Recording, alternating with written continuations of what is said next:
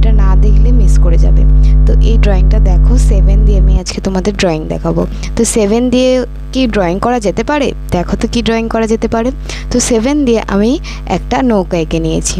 তো দেখো সহজভাবে একদম সিম্পল ড্রয়িং। তো নৌকা এঁকে নেওয়ার পরে আমি এবার কালার করে নেব। তো ফার্স্টে আমি জলের কালারটা করে নিচ্ছি। তো জলের কালারটা আমি ফার্স্টে ডার্ক টোনটা দিয়েছি। ডার্ক টোনটা দেওয়ার পরে এরপর আমি লাইট টোনটা দেব।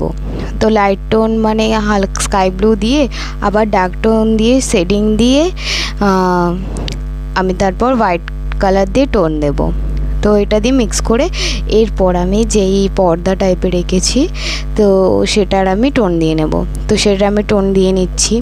তো টোনটা দিয়ে নেওয়ার পরে এরপর আমি ব্ল্যাক কালার করে নেব নিচের দিকে। তো ব্ল্যাক কালারটা করে নিচ্ছি। তো ব্ল্যাক কালারটা দেখো আস্তে আস্তে ভালো করে করো, না হলে একটু যদি ব্ল্যাক কালারটা বেরিয়ে যায় তাহলে কতটা প্রবলেম হতে পারে।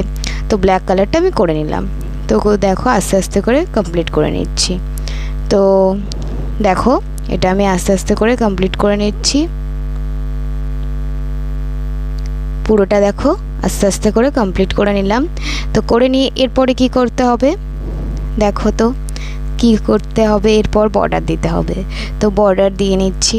আমি ছোটদের জন্য সবসময় সাজেস্ট করব যে বর্ডার পেন্সিল বা গ্লাস মার্কিং পেন্সিল দিয়ে বর্ডার করো। আমি কালার পেন্সিলটা দিয়ে বর্ডার করছি। তো তোমরা এটা দিয়ে বর্ডার করো অলওয়েজ। তো দেখো এবার বর্ডারটা করে নেওয়ার পরে কমপ্লিট হয়ে গেছে ড্রয়িংটা।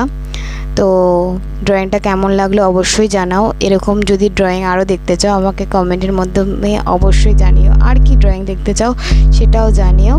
তো ভিডিও ভালো লাগছে কিনা সেটাও জানাও। তো থ্যাংক ইউ।